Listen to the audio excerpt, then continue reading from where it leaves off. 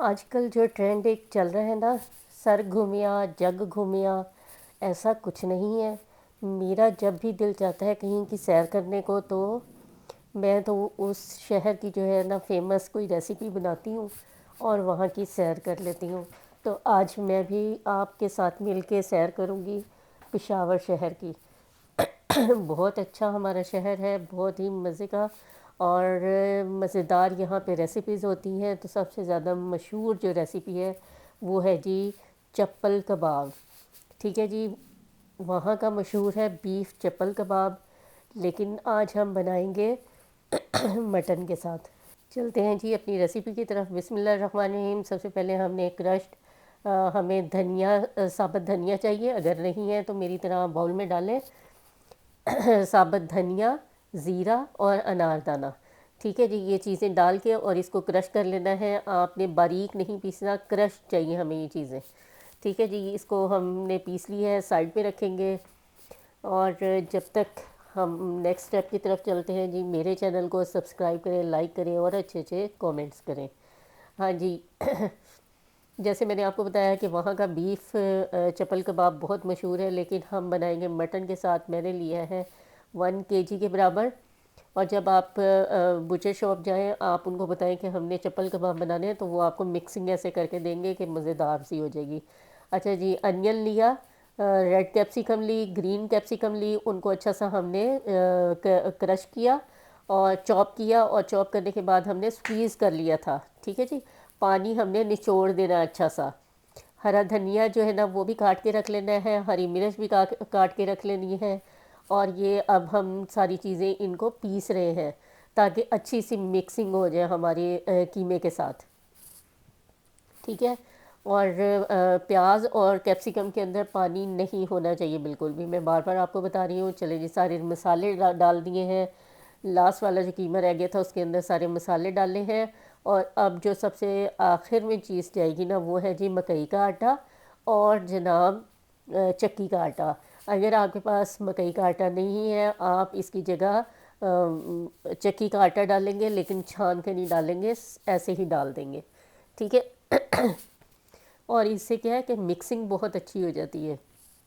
Chopper में डाल के आप इकट्ठा चॉप कर लें। चले जी, अब हैं जी टमाटर, बीज निकाल लिए हैं और पानी भी थोड़ा थोड़ा मैंने निचोड़ दिया था ताकि हमें आटा और ऐड करना ना पड़े। हरा धनिया डाल दिया है, हरी मिर्च डाल दी है, और इसको अब हम अच्छा सा मिक्स मिक्स मिक्स करेंगे। और जनाब इसको तकरीबन ये डाल दिया है जी सॉल्ट। सॉल्ट रह नहीं गया था। इसको सबसे लास्ट में डालना होता है ताकि सब्ज़ियाँ जो हैं वो पानी अपना ना छोड़ें। ठीक है जी। ये डाल दिया। और अब 2 टेबल स्पून के बराबर जो है ना वो बटर डालेंगे और इसको अच्छा सा मिक्स करेंगे हम। 8 से 10 मिनट आपने लगाना है चंगा इसके ऊपर। जितना जिसके ऊपर गुस्सा है वो आप इसके ऊपर निकाल सकते हैं। ठीक है जी, ये टाइम है गुस्सा निकालने का। जितनी अच्छी मिक्सिंग होगी उतना ही अच्छा कबाब बनेगा आपका। ठीक है जी।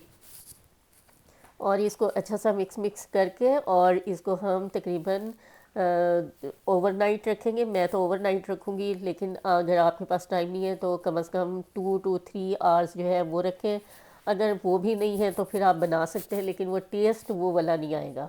ठीक है, इसलिए ओवरनाइट आपने रखना है ज़रूर। ये है जी चिल्ड वाटर। ये मैं यूज़ करूँगी, हाथ को डिप करेंगे इसके अंदर ताकि हाथ की गर्मी से हमने जो आटे की मिक्सिंग की है वो लूज़ ना हो, क्योंकि इससे ज़्यादा हम आटा नहीं डाल सकते।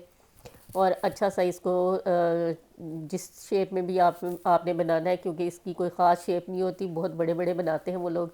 तो हमने तो जाहिर सी बात है घर में बनाने हैं, तो हम छोटे साइज़ के अपने हिसाब से बनाएंगे। और मीडियम टू हाई फ्लेम जो है ना वो आपने रखनी है।